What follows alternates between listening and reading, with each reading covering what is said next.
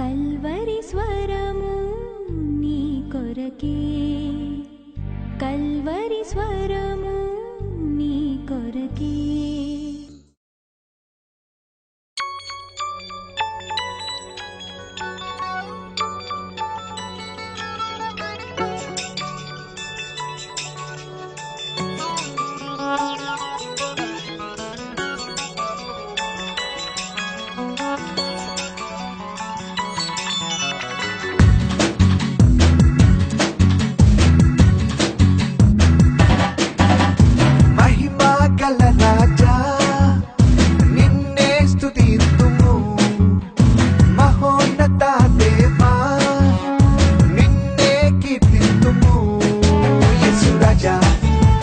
రాజా నిన్నే స్తోత్రితుము, యేసు రాజా, రాజుల రాజా, మా సర్వం నీకిత్తుము. కష్టమైన నష్టమైన నిన్నే కొనియాడెదం, శోధనలైన వేదనలైన నీకై జీవితుము. ఎన్ని నిందలొచ్చినా ఎన్ని బాధలొచ్చినా నీ కొరకే మేమిత్తుము. యేసు రాజా, రాజుల రాజా, రాజుల రాజా, నిన్నే స్తోత్రిస్తుము. యేసు రాజా, రాజుల రాజా, మా సర్వం నీకిత్తుము. మహిమా గల రాజా నిన్నే స్తుతిస్తుము. మహోన్నత దేవా నిన్నే కీర్తిస్తుము.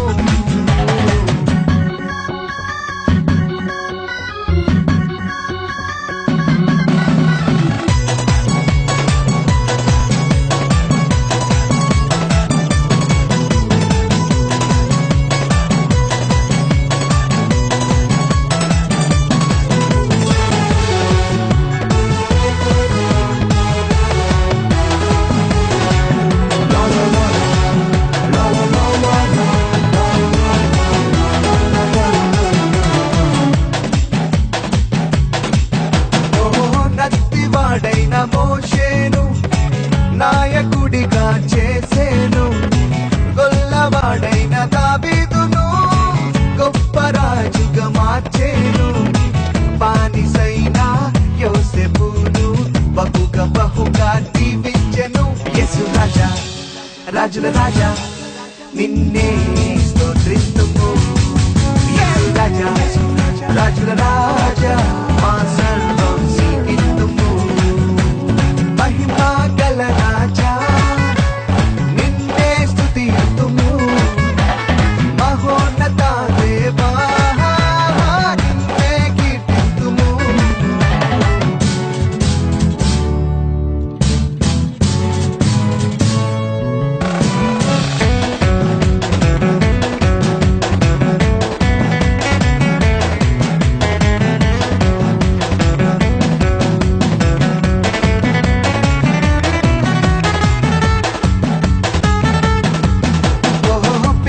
వాడైన పేతురును పౌరుషముతో నింపెను, పొట్టివాడైన పౌరును గట్టివాడిగా చేసేను.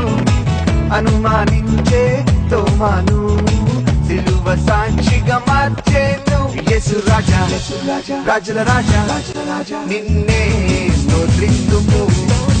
యేసు రాజా, రాజుల రాజా, మా సర్వం నీకిత్తుము. మహిమా గల రాజా నిన్నే స్తుతిస్తుము. మహోన్నత దేవా నిన్నే కీర్తిస్తుము. యేసు రాజా, రాజుల రాజా, నిన్నే స్తోత్రిస్తుము.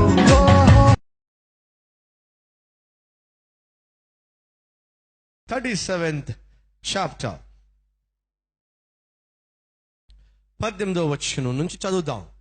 అతడు దగ్గరకు రాక మునుపు వారు దూరము నుండి అతనిని చూచి అతనిని చంపుటకు దురాలోచన చేసిరి.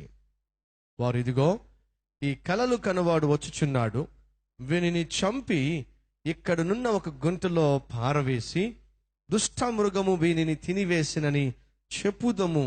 అప్పుడు వీని కలలేమగునో చూతము రండని ఒకరితో ఒకరు మాట్లాడుకొనిరి. 4 విషయాలు ఈ 1-2 వచనాల్లో మనం నేర్చుకోవచ్చు. నెంబర్ 1, అతనిని చూచి. నెంబర్ 2, దురాలోచన చేసి. నెంబర్ 3, గుంటలో పారవేసి. నెంబర్ 4, వీని కలలు ఏమగునో చూద్దాం రండని ఒకరితో ఒకరు మాట్లాడుకొనిరి. నెంబర్ 1, చూశారు. నెంబర్ 2, దురాలోచన చేశారు. నెంబర్ 3, ఏం చేశారట? వారు మాట్లాడుకున్నారు. నెంబర్ 4, వారు అనుకున్నట్టుగానే గోతిలో పడేశారు. ఏం కనిపిస్తున్నాయి? చూడడం కనిపిస్తుంది. నెక్స్ట్ ఆలోచన కనిపిస్తుంది. నెక్స్ట్ మాట్లాడుకోవడం కనిపిస్తుంది. నెక్స్ట్ క్రియలు కనిపిస్తున్నాయి. అవునా లేదా? అవునా కదా? అవునా కదా? రైట్. ఇప్పుడు ఈ 4 విషయాలు మనం ధ్యానించబోతున్నాం. మొదటిగా మనం జాగ్రత్తలు తీసుకోవాల్సింది, be careful of what you see. నువ్వు ఏం చూస్తావో అది ఆ చూసే విషయంలో జాగ్రత్త. నెంబర్ 1, వారు ఏం చూశారు? ఒక ఆత్మీయుణ్ణి చూశారు. ఆత్మీయుణ్ణి ఎలా చూడాలి? ఆత్మీయుడిగానే చూడాలి. ఒక మంచివాడిని ఎలా చూడాలి? మంచివాడిగానే చూడాలి. ఎందుకని? అతడు మంచివాడు గనుక మంచివాడిని మంచివాడిగానే చూడడం అది నీ మంచి కళ్ళకున్న మంచితనం. దయచేసి గమనించండి సహోదరులు, వారు ఒక మంచి ఆత్మీయుణ్ణి మంచి దృష్టితో చూడలేకపోయారు. మనం కూడా మనం పనిచేసే చోట మనుషుల్ని చాలా ఈజీగా అపార్థం చేసుకునేటటువంటి తత్వము కలిగి ఉంటాం. మంచి వారిని కూడా మనం చెడ్డవారిగా చూస్తూ ఉంటాం. ఆత్మీయులను కూడా ఆత్మీయత లేని వారిగా మనం చూస్తూ ఉంటాం. ఆత్మీయత లేని వారినేమో ఆత్మీయులుగా, చెడ్డవారినేమో మంచివారిగా చూసేటటువంటి తత్వం మనలో చాలా మందికి ఉంది. దయచేసి గమనించండి. మంచి చెడులను మనం వివేచించాలి అంటే ఎవరు మంచివాళ్ళు, ఎవరు చెడ్డవాళ్ళు, ఏది మంచిది, ఏది చెడ్డది, ఎవరిలో మంచితనం ఉంది, ఎవరిలో చెడ్డతనం ఉంది, అది మనం గ్రహించాలి అంటే బైబిల్లో చక్కని మాట రాయబడి ఉంది. హెబ్రీలకు రాసిన పత్రిక 5వ అధ్యాయం 14వ వచనము.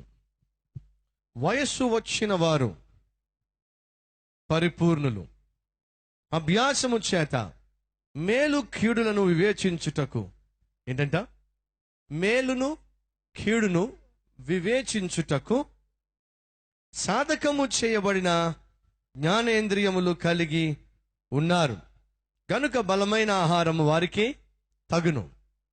ఒక ప్రశ్న, కల్వరి టెంపుల్లో బలమైన ఆహారం మాకు దొరుకుతుంది అన్నవారు చేయి చూపిస్తారా? Thank you.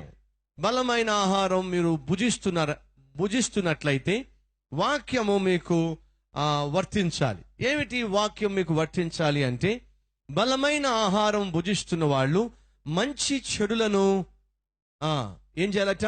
వివేచించగలగాలి.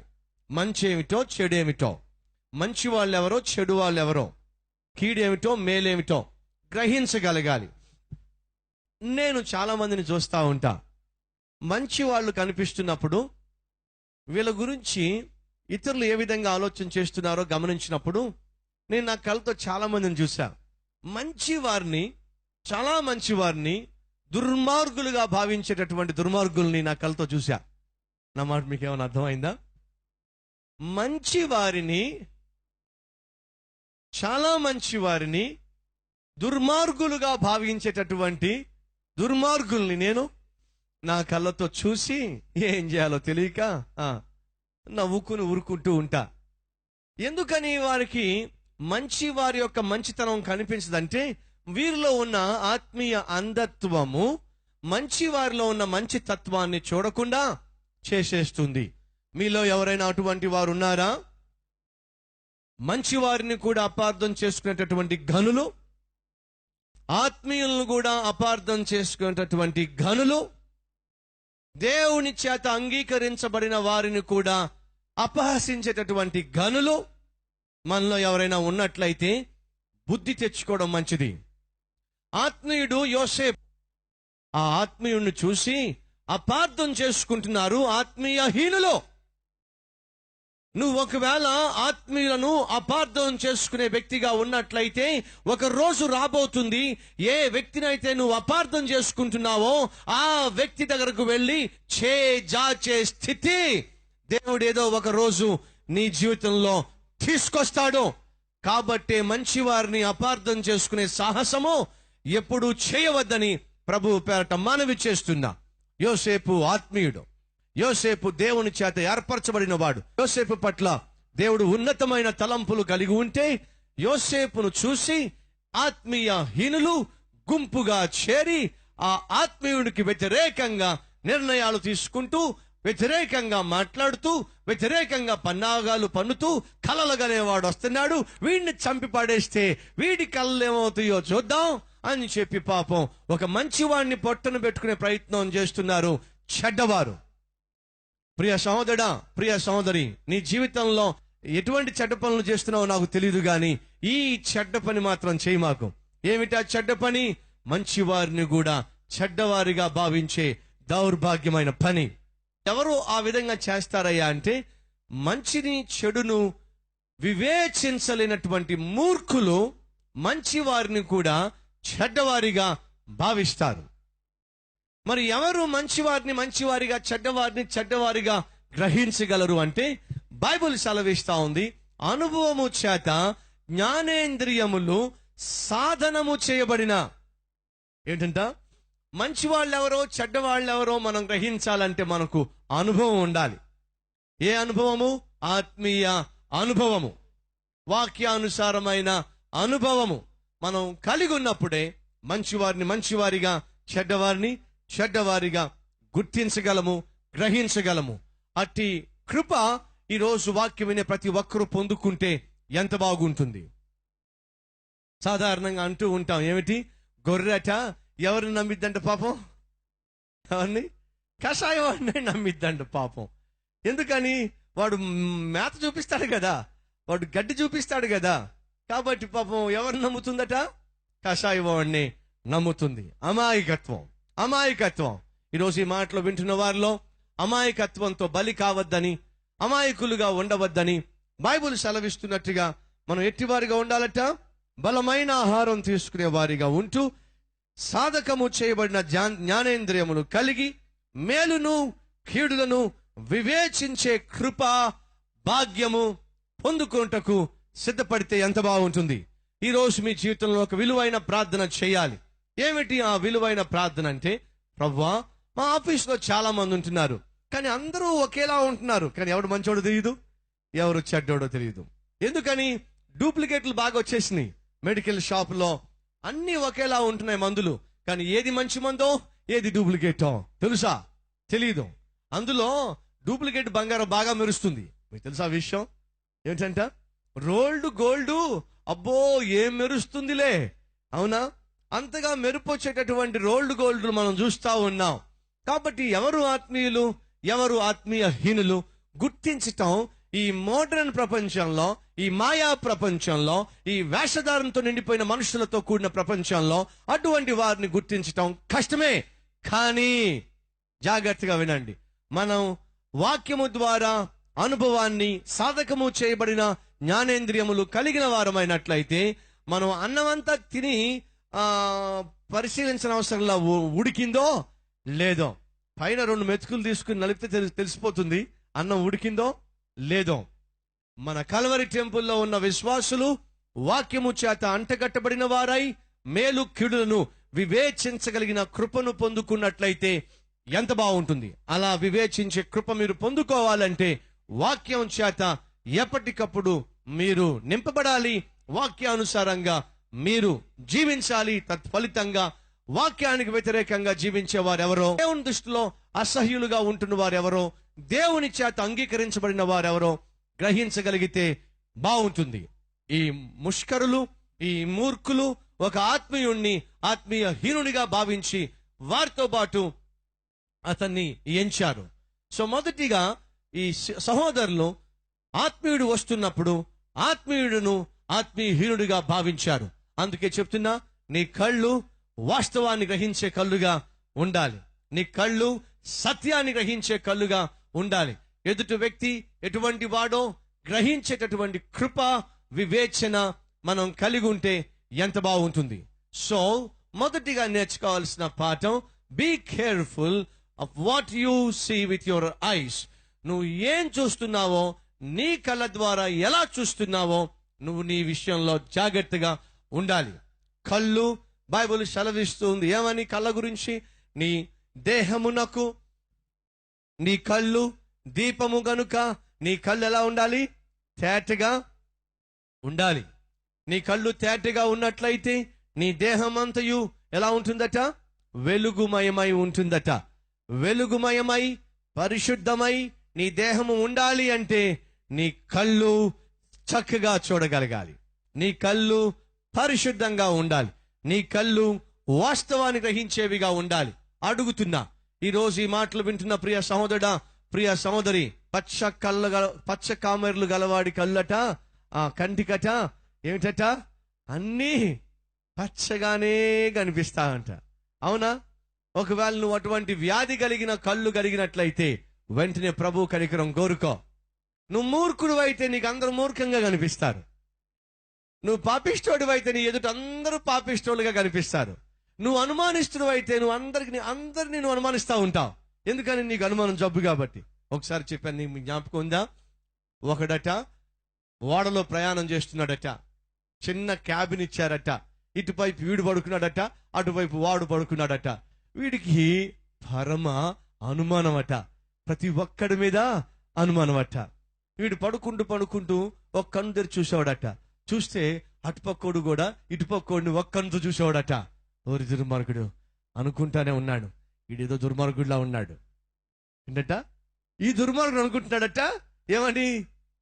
ఎదురుగా ఉన్నవాడు దుర్మార్గుడు అని చెప్పి. ఒక కన్ను తెరుస్తాడు, చూస్తాడు. అదే సమయంలో వాడు ఒక కన్ను తెరుస్తాడు, చూస్తాడు. వీడితో ఏదో ప్రమాదంగా ఉందే, మన సంచిలో ఉన్న ఆ బంగారపు కడియము ఇక్కడే ఉందంటూ కొట్టేసేలాగున్నాడు వీడు అని చెప్పి ఆ సంచిని జాగ్రత్తగా దగ్గర పెట్టుకుని మళ్ళీ పడుకుని నెమ్మదిగా ఒక కన్ను తీసి చూశాడట. చూస్తే అటుపక్కోడు కూడా వీడిని చూసి ఇంకాస్త జాగ్రత్తగా వాడి దగ్గర పొట్లం కాస్త దగ్గర పెట్టుకున్నాడట. వీడికి డౌట్ వచ్చేసింది, వీడెవడో సామాన్యుడిగా లేడు, వీడెవడో దొంగోడులాగా ఉన్నాడు. ఎందుకైనా మంచిది ఈ బంగారు కడిని తీసుకెళ్లి ఆ ఓడ నాయకుడికి అప్పచెప్తే మనకు క్షేమం ఉంటుందని చెప్పి ఓడ నాయకుడి దగ్గరికి వెళ్ళాడు. వెళ్ళి, అయ్యా నన్ను ఒక క్యాబిన్లో పడుకోమన్నారు, అందులో 2 బెడ్లు ఉన్నాయి, ఒక బెడ్ నాది, ఇంకొక బెడ్ ఇంకొకటిది. వాడిది ఏదో తేడాగా ఉంది, లుక్స్ అన్ని తేడాగా ఉన్నాయి, వాడు చూపులు చాలా తేడాగా ఉన్నాయి, వాడు ఒక్కనితో చూస్తున్నాడు. మరి వీడు ఒక్కనే కదా, వాడు ఆ ఒక్కనితో చూస్తున్నాడు, మాటికి నన్నే చూస్తున్నాడు.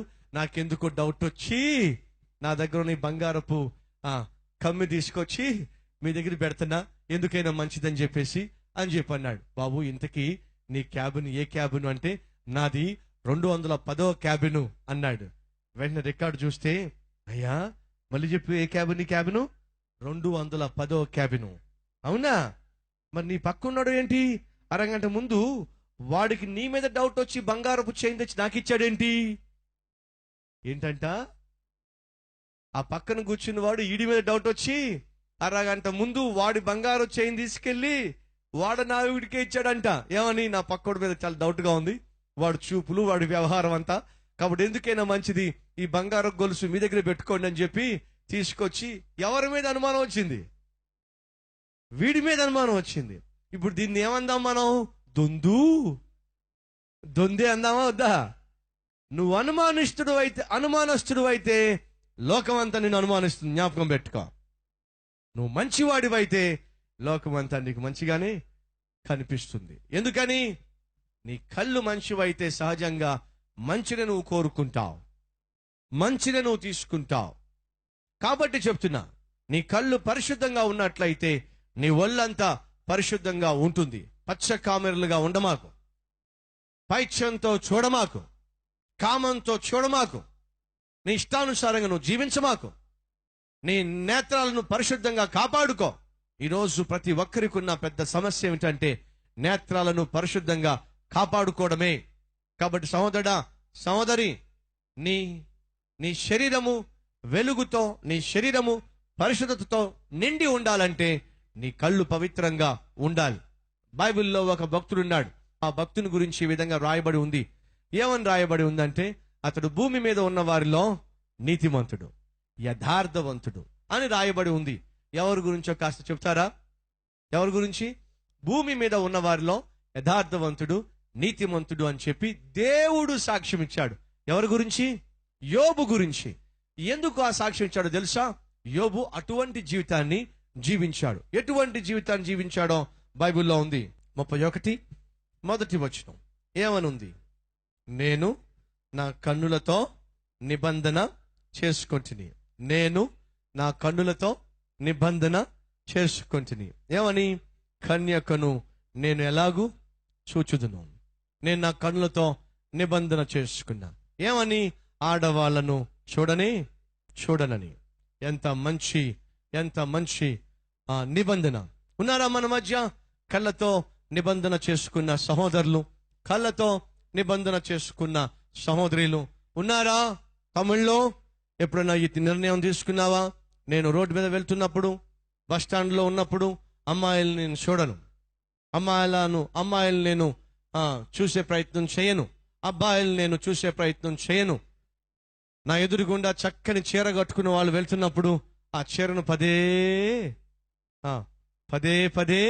చూడను. బంగారుపు చైను ఒకవేళ వేసుకున్న ముందు ఎవరైనా కూర్చుంటే ఈ పోతో అని చెప్పి ఆలోచన చేయను. అనుకుంటారా? ఒక్కసారి ఆలోచించండి. ఈ గదిలోంచి బయటకు వస్తున్నప్పుడు, ప్రభువా నా కళ్ళను నేను మలినం చేసుకోను, నా కళ్ళను నేను పాడు చేసుకోను. ఆఫీసులో కూర్చున్నప్పుడు మా ఆఫీసులో ఉండే అమ్మాయిలను నేను చూడడం తీర్మానం తీసుకో. ఆ తీర్మానం నీ కళ్ళను పరిశుద్ధంగా కాపాడితే ఆ పరిశుద్ధమైన కళ్ళు నీ శరీరాన్ని పరిశుద్ధంగా ఉంచుతాయి అనే విషయం మర్చిపోవద్దు. నీతిమంతుడిగా, యథార్థవంతుడిగా యోబు జీవించిన కారణం ఏమిటంటే, తనకు తెలుసు ఎక్కడ సైతాను దాడి చేస్తాడో, ఎలా సైతాను దాడి చేస్తాడో. ఆ విధంగా సైతాను దాడి చేసే అవకాశం ఉంది గనుక ఏ విషయంలో సైతాను దాడి చేస్తాడో ఆ విషయంలో సైతాను గానికి అవకాశం ఇవ్వకుండా యోబు తన కళ్ళతో నిబంధన చేసుకున్నాడు. ఏమని? నేను కన్యకను చూడను, నేను స్త్రీని చూడను, నా కళ్ళు పవిత్రంగా కాపాడుకుంటా. Be careful what you see. నువ్వేం చూస్తావో ఆ విషయంలో జాగ్రత్తగా ఉండు. ఈ పాపిష్టి సహోదరులు ముందుగా ఎక్కడ పడిపోయారు? చూపుల్లో పడిపోయారు. చూడవలసింది ఏమిటి? సత్యాన్ని. చూడవలసింది ఏమిటి? వాస్తవాన్ని. యోసేపు ఎందుకు వస్తున్నాడు? క్షేమం కోసం వస్తున్నాడు. యోసేపు ఏ మనసుతో వస్తున్నాడు? మేలు చేయడానికి వస్తున్నాడు. మేలు చేయడానికి వచ్చిన మనిషిని, క్షేమం కొరకు వచ్చిన మనిషిని పాపిష్టి మనుషులు వారు కలిగి ఉన్న పాపిష్టి తత్వాన్ని బట్టి వారి కళ్ళు పాపిష్టి తత్వంతో నిండిపోగా, ఆ పాపిష్టి తత్వంతో నిండిపోయిన హృదయం కలిగిన వారి కళ్ళు పాపంతో నిండిపోయి పవిత్రమైన వ్యక్తిని చూసి అపవిత్రంగా ఆలోచించటం మొదలు పెట్టారు. కాబట్టి సహోదరుడా, నువ్వు పరిశుద్ధులను పరిశుద్ధులుగా చూడాలి అంటే నీ కళ్ళు పరిశుద్ధంగా ఉండాలి. యథార్థవంతులను యథార్థవంతులుగా చూడాలి అంటే నువ్వు యథార్థవంతుడిగా జీవించాలి. నీవు నీ జ్ఞానేంద్రియములను సాధకము చేయబడినట్టుగా దేవునికి అప్పగించుకోవాలి. వాక్యానుసారంగా నువ్వు జీవించాలి. ముందు నీ కళ్ళ విషయంలో జాగ్రత్త వహించు. ఎందుకని? ఏమైతే చూస్తావో చూసిన తరువాత సైతాను అంతటితో ఆపేయుడు. ఏం చేస్తాడు? ముందు వాడు చూపిస్తాడు. ఒక విషయం మీరు తెలుసుకోవాలి సహోదరులు, అలాగే సహోదరులు. ఒక సత్యాన్ని మీరు తెలుసుకోవాలి. ఏమిటి ఆ సత్యం అంటే, నువ్వు ఏమైతే చూస్తావో అది నీ మైండ్ రికార్డ్ చేస్తుంది. తెలుసా మీకు? మీరు ఏమైతే, ఇప్పుడు కెమెరా ఉంది కదా, ఆ కెమెరా ఏం చేస్తుంది చెప్పండి? రికార్డ్ చేస్తుంది. దానికి ఒక టేప్ కావాలి, లేదా ఒక హార్డ్ డిస్క్ కావాలి, దానికి ఒక కరెంట్ కావాలి, చాలా తతంగం, రైట్? కానీ ఈ బాడీలో దేవుడు పెట్టిన రికార్డింగ్ సిస్టానికి కరెంట్తో సంబంధం లేదు. ఇన్బిల్ట్ కరెంట్ ఉంది, ఇన్బిల్ట్ పవర్ సిస్టమ్ ఉంది, ఇన్బిల్ట్ స్టోరేజ్ కెపాసిటీ ఉంది. మీకు తెలుసా మన శరీరంలో కెమెరాస్ ఉన్నాయి? తెలుసా మీకు? మీరు ఎంతమందికి కెమెరా లేదో చూపించండి. కెమెరా లేని వాళ్ళు, రైట్? మనకు వీడియో కెమెరా లేదు, మనకు స్టిల్ కెమెరా లేదు. కానీ మీకు తెలుసా దేవుడు మనకు ఇన్బిల్ట్ వీడియో కెమెరా పెట్టేశాడు. ఏమిటా ఇన్బిల్ట్ వీడియో కెమెరా? మన కళ్ళే. మీకు తెలుసా, దేవుడు మీకు ఇచ్చిన 2 కళ్ళు జాగ్రత్తగా చూస్తాయి. మీ మెమరీ మొత్తం రికార్డ్ చేస్తుంది. ఈ రికార్డ్ చేసేది కలర్ లో రికార్డ్ చేస్తుందా, వైట్ అండ్ బ్లాక్ లో రికార్డ్ చేస్తుందా? మల్టీ కలర్ రికార్డ్ చేసే కళ్ళు దేవుడు మీకు ఇచ్చాడు. ఇప్పుడు రికార్డ్ చేసిన తర్వాత మళ్ళీ ప్లే చేయొచ్చా? మీరు ఇంటికి వెళ్ళిపోయిన తర్వాత మళ్ళా కావాలంటే ఈ డెకరేషన్ మీరు చూడొచ్చా? చూసినప్పుడు మీకు రెడ్ కలర్ కనిపిస్తుందా, మళ్ళీ వైట్ కలర్ కనిపిస్తుందా? వైటే కనిపిస్తుందా? అనగా దేవుడు మీకు ఒక రికార్డింగ్ సిస్టాన్ని పెట్టాడు. మీరు ఏమైతే చూస్తారో అదంతా కూడా రికార్డ్ చేయబడుతుంది. మీరు ఇంటికి వెళ్ళిపోయిన తర్వాత ఈరోజు కల్వర్ టెంపుల్లో చూసిన దృశ్యాన్ని, విన్న వాక్యాన్ని మరలా కావాలంటే ప్లే చేసుకోవచ్చు, మొత్తం మరలా వినొచ్చు. మీకు ఏమేమి చూశారో అవన్నీ అదే కలర్లో మళ్ళీ కనిపిస్తాయి. ఇవాళదే కాదు, 20 years బ్యాక్ రికార్డ్ అయినవి కూడా మళ్ళా బ్యాక్ వెళ్ళి ప్లే చేసుకోవచ్చు. అటువంటి గొప్ప రికార్డింగ్ కెపాసిటీ దేవుడు మీకు మీ బుర్రలో పెట్టేశాడు. దాన్ని సైతాను వాని కోసం వాడుకుంటాడు. నువ్వు ఏమైతే చూడకూడని దృశ్యాన్ని చూస్తావో దాన్ని మరలా నీ మైండ్లోకి తీసుకొస్తాడు. మరలా నీ మైండ్లోకి తీసుకొచ్చి దాన్ని చేత ఆలోచింప చేయిస్తాడు. అందుకే చాలా మంది తమ్ముళ్ళు చెల్లెళ్ళు వచ్చి అంటారు, అన్నా నా ఆలోచన అన్ని బాగుంటున్నాయి గానన్నా ఆలోచనల్లో పడిపోతున్నానన్నా, ఒంటరిగా ఉన్నప్పుడు పడిపోతున్నానన్నా, ఒంటరిగా ఉన్నప్పుడు చెడు ఆలోచనలు వస్తున్నాయన్నా. ఒక అతను రాశాడు, నా వయసు చాలా పెద్దదే గాని త్రాగుడిని జయించాను గాని చెడు తలంపులను, చెడు చూపులను జయించలేకపోతున్నాను. దీనికి ఏదైనా సూత్రం ఉందా? దీనికి ఏదైనా ఫార్ములా ఉందా? వయసు మీద పడుతున్నా కానీ చూపుల్లో పడిపోతున్నా, వయసు మీద పడుతున్నా కానీ తలంపుల్లో పడిపోతున్నా. జాగ్రత్తగా వినండి. ఒక వ్యక్తి తలంపుల్లో పడిపోవడానికి ముందు పడిపోయే స్థలము చూపులు. నీ చూపులు పాడైతే నీ తలంపులు పాడవుతాయి, అందులో సందేహము లేదు.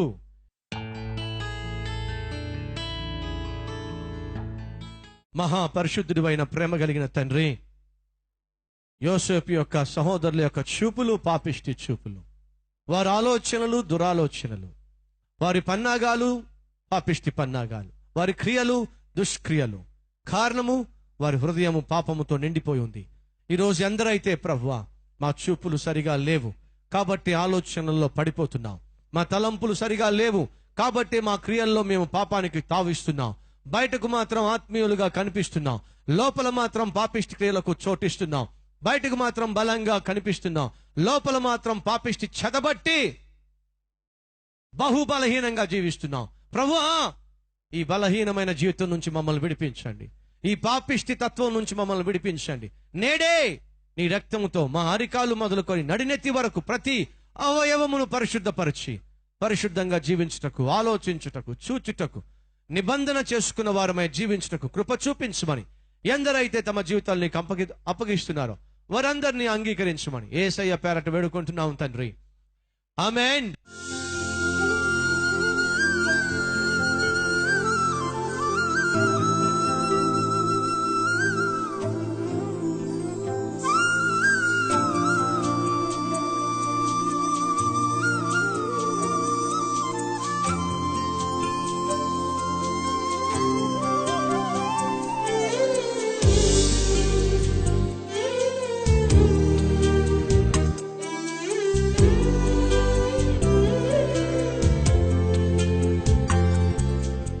Address Calvary, Post Box number 30, Kukatpalli, Hyderabad 72.